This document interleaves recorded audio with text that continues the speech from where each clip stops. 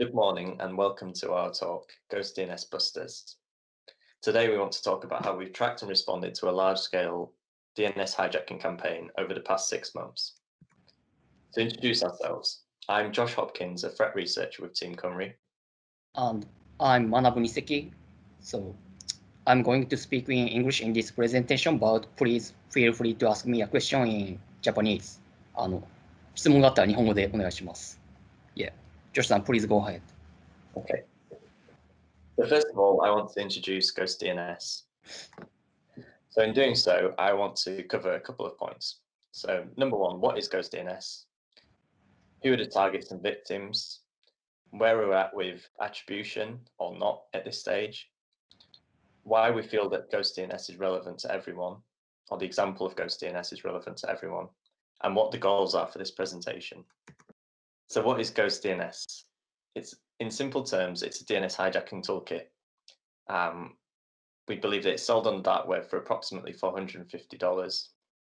The toolkit incorporates various different open source elements, for example, MathScan, which is used by GhostDNS to identify open ports on potential victim IP addresses. In addition to the open source elements, GhostDNS also includes its own unique code.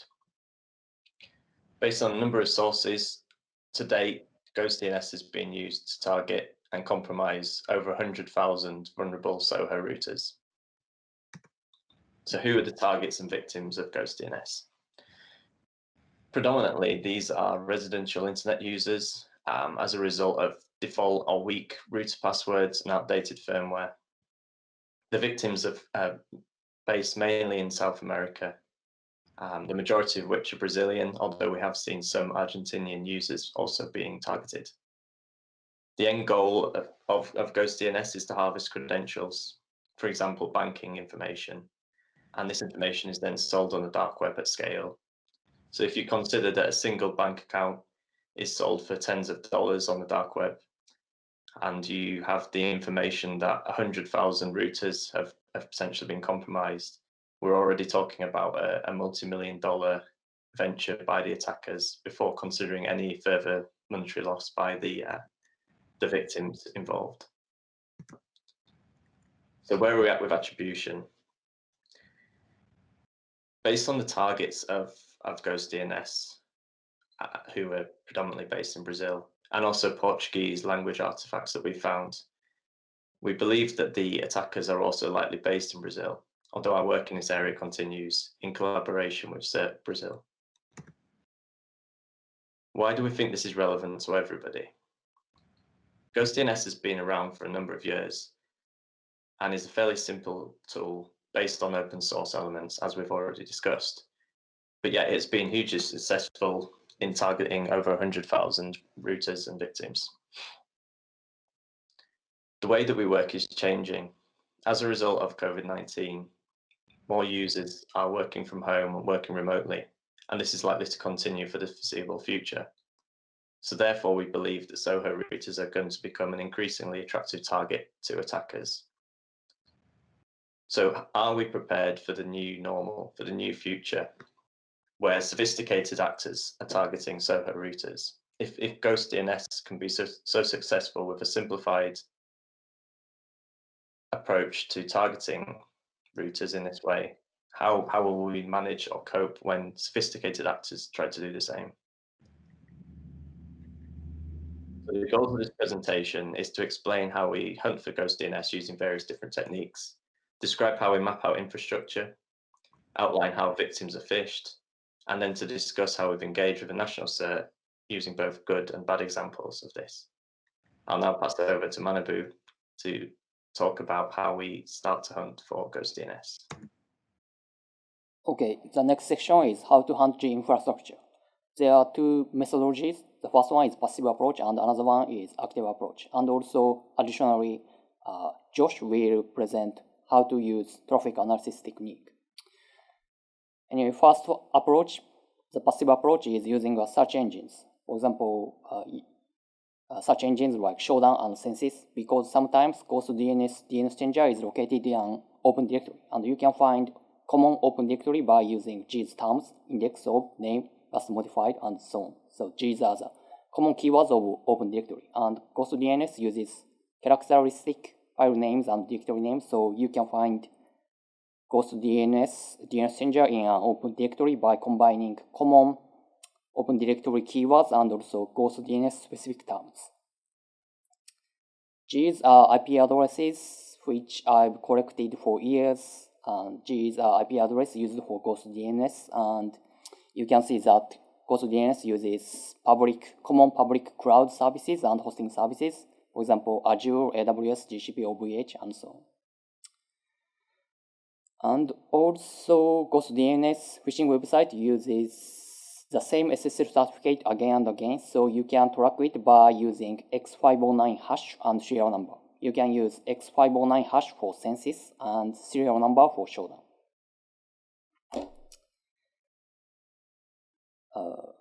Active approach. The active approach is using a scanner. For example, I'll show how to analyze a log DNS server by using log1 and DNSX. Log1 is my handmade tool, and it's a tool to analyze and detect a log DNS server. I'll show how it works on the next page. And DNSX, it's a more general purpose toolkit, but you can use it for analyzing DNS server. This image shows how my tool, log1, works. In this case, it analyzes 107.155. It's an IP address of a DNS server, and it analyzes it, and it verdicts it as, 107.155 as malicious, because you can see there are many duplications in resolutions. It's very strange, and the duplication 17037, it should be a landing page of a malicious log DNS server. So by using this tool, you can extract a landing page and also targeted domains. DNSX, it's a more general purpose tool, but you can utilize its functionality to analyze a log DNS server. In this case, I analyzed this IP address 167.114.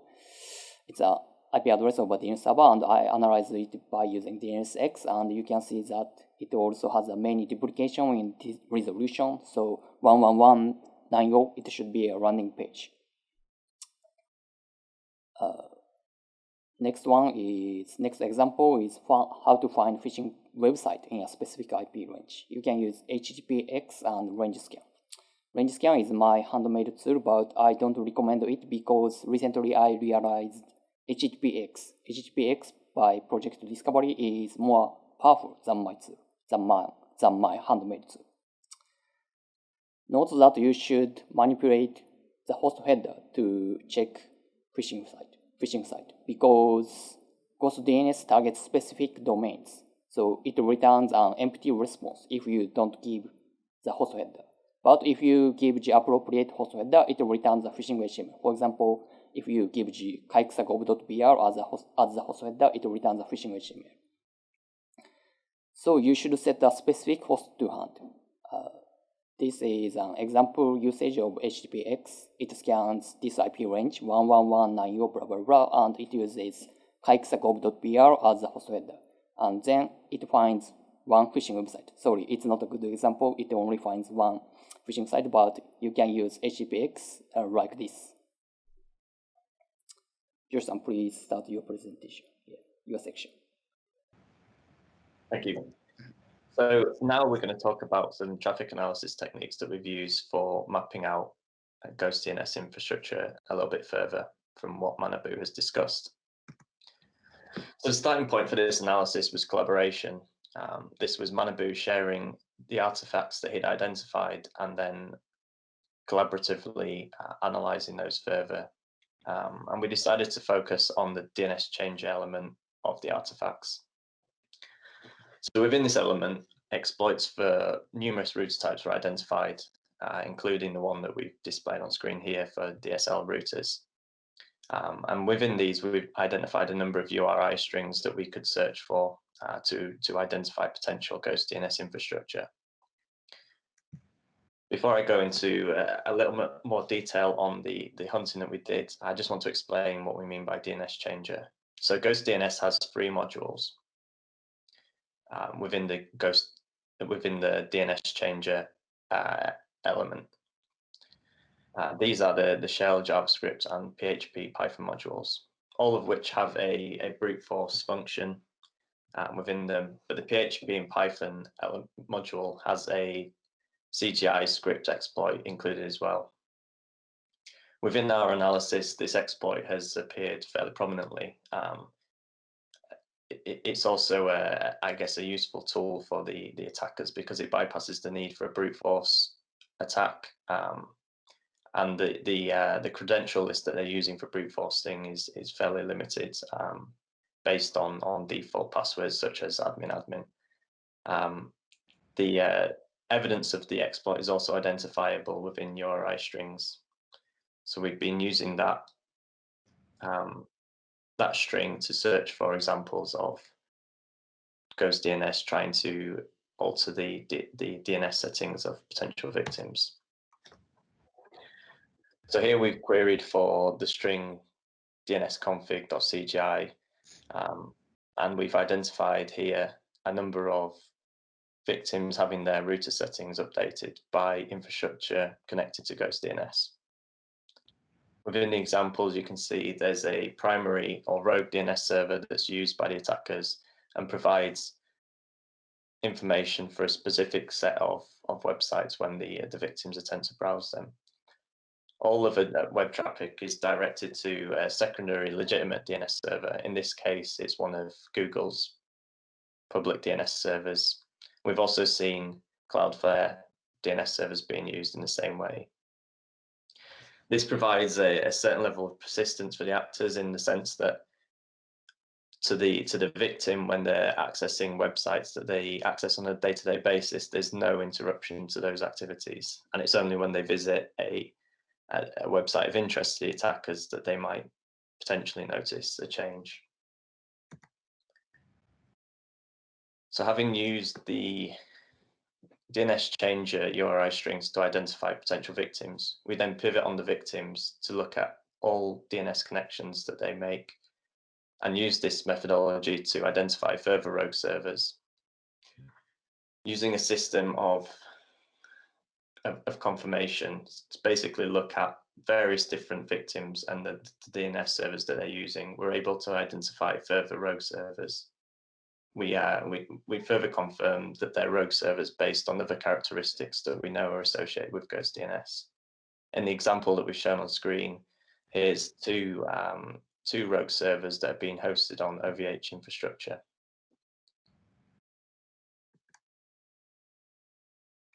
So the process that I've spoken about so far is a repeatable process. Provide a repeatable process that we can use to proactively hunt for indicators of GhostDNS. By pivoting between victim IP addresses and rogue servers, we're able to build out an understanding of attacker infrastructure and provide a near lifetime understanding of when rogue servers are updated. Using this methodology, between September and November 2020, we identified over 50 IP addresses being used for updating router settings in the DNS changer element of the attack. During November 2020, we identified 4 new rogue DNS servers being used. And this was in addition to approximately 20 throughout the periods July to December 2020. Also, during this process, we've identified thousands of potential victims of GhostDNS. In addition to the traffic analysis, we've also been using passive DNS data to monitor brands that are known to be targeted by GhostDNS. This is a fairly simple process, and we're effectively looking for Brazilian companies' websites being hosted or seemingly hosted in foreign IP space. So you can see here in the example, you've got 3 Brazilian organizations, I believe banking organizations, being hosted with a Canadian internet service provider, which, as we suggest, is likely phishing activity, which Manabu is now going to explain in a little bit more detail. Okay, the next section is how the phishing works. There are 2 types of GhostDNS phishing website. The first one, type A, is a common phishing website. It tries to steal your credentials. Another one, type B, is a little bit more interesting because it injects JS-based DNS changer. These are targeted domains of type A, Brazilian banks and Netflix, PayPal, and so on. They are targeted by GhostDNS. And it's a little bit difficult to notice that a victim is being compromised because LogDNS server returns a legitimate address for other domains. Type B is a combination of phishing and JS-based DNS changer. And it looks like common phishing website, but it injects JS DNS changer in the background. This JS code does port knocking to find an open port. It scans these ranges and ports to find an open port. And if it finds an open port, it tries to inject over 500 iframes. And iframe is decoded in base 64, so you can easily decode it. And this is an example of an iframe, decoded iframe, and you can see that it tries to change the DNS settings. It injects nearly 600 payloads and it makes over 1000 HTTP requests to attack to change DNS settings. The last section of our presentation is liaising with third. It is not a technical section, but I think it is the most important section of our presentation because coordination plays an important role to mitigate the threat. You have to make good communication with the national third or LEA, I mean law enforcement agency. Bad example. I sent information to SouthBR, information of GhostDNS to SouthBR. SouthBR is the national third of Brazil, but I got no response from SouthBR. I think it is because I didn't share any background context and also commitment to deal with the threat. I just shared IOCs with SouthBR.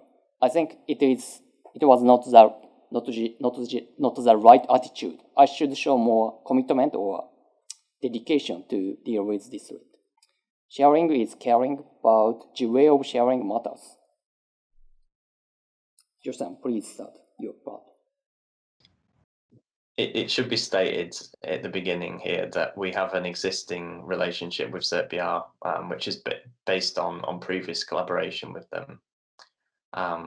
But in terms of how we would suggest working with a cert is to work to a shared objective with them and giving the cert primacy. So that means that whilst you're supplying information, intelligence to the cert, you're allowing them to dictate the terms of the investigation. And that potentially means that you're not releasing information publicly, or you're not releasing information publicly without their blessing to do so. Because ultimately what we're trying to do here, and that goes into the second point, with the main motivation not being commercially focused, is we're trying to improve internet safety. We're trying to limit the impact on victims. So we're not trying to increase our company's picture in the world, or our company's stance in the world, or trying to improve our profit margins. We're simply trying to make the internet a safer place. So our motivation really has to be around how we can do that and how we can support the cert in doing so. And then finally, I guess the last point is about patience. And considering that a cert is a busy place, that your information might not always be the #1 priority for them. But if your information is useful and can make a difference, then it will do, as long as you're patient and you allow that process to happen. And so, yeah, so that kind of finishes up our presentation. We would now like to welcome any questions within the Slack channel that's been provided. Thank you for listening.